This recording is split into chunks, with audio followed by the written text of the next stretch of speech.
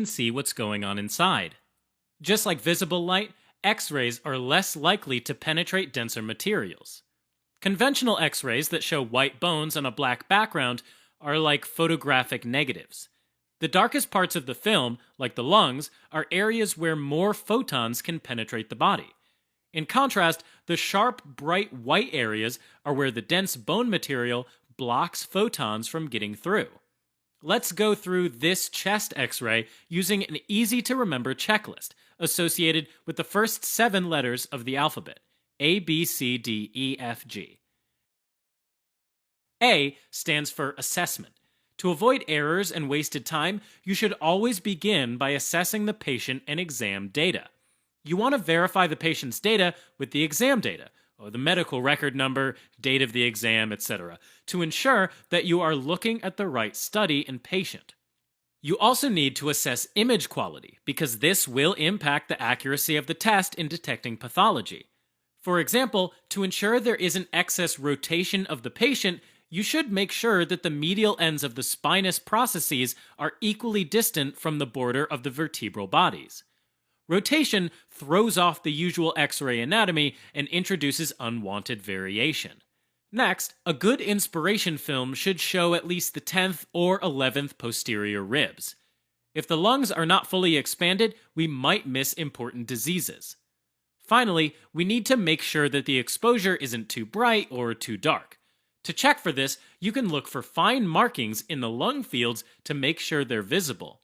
If the fine lung markings aren't visible, then the X-ray may fail to detect some diseases. A also reminds us to make sure there isn't air where it shouldn't be. Finding air where it should not be, or more commonly, ruling it out, remains one of the most important uses of medical X-rays.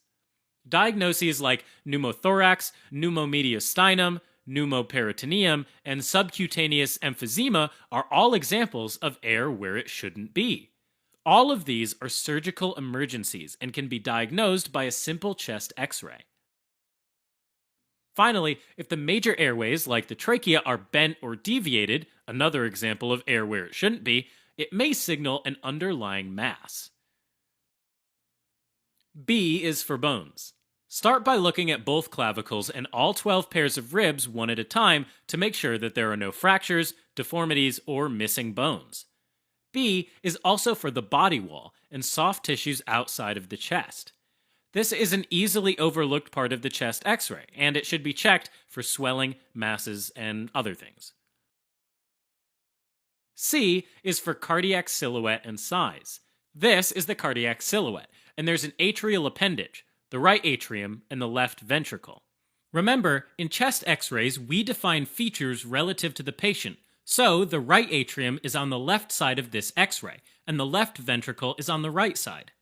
Measuring across a normal heart is less than 50% of the greatest diameter of the rib cage measured from the inner portion of each rib. Any larger, and there may be cardiac pathology. D is for the diaphragms, which shouldn't be too flat, but appear fairly symmetric. You can assess flatness on the lateral view by estimating that the hemidiaphragm is 1.5 centimeters above the line connecting the costophrenic angle posteriorly and sternophrenic angle anteriorly. E is for equipment, such as lines, tubes, and wires involved in life support.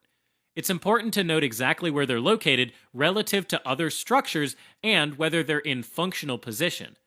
For example, an endotracheal tube should be in the middle of the trachea, and its tip should be more than 2 centimeters from the tracheal bifurcation, or that a nasogastric tube should have its tip well within the stomach. E is also a reminder to check for a pleural effusion, which is a common but subtle form of pathology that you can see on an X-ray. Pleural effusions are fluid that collects at the costophrenic angle and causes blunting of the normally sharp costophrenic angle. F is for lung fields, which should look symmetric. There shouldn't be any haziness, white dots, or blotches. While looking at lung fields, having a frontal and a lateral X-ray allows us to determine in which lobe of which lung an abnormality is located.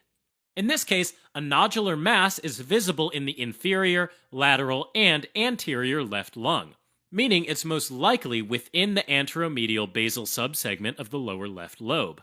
This can be confirmed with a chest CT. Lastly, G is for great vessels, which includes the superior vena cava, inferior vena cava, ascending aorta, aortic arch, pulmonary artery, and descending aorta. You want to make sure that all of these structures are in the right location and is the right size. On the left side of the heart, the aortic arch should be the highest up, followed by the pulmonary artery. Of note, since the heart is three-dimensional, the atrial appendage actually sits behind the central formation in frontal X-ray. On the right side, the superior vena cava, ascending aorta, right ventricle, left ventricle, and inferior vena cava should all be visible. Deviation may be the result of congenital abnormality or disease. Okay, to recap, using A, B, C, D, E, F, G. A is for the assessment of data and quality, as well as looking for air where it should not be. B is for bones in the body wall.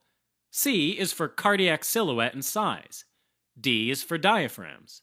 E is for equipment and effusions. F is for lung fields. And G is for great vessels.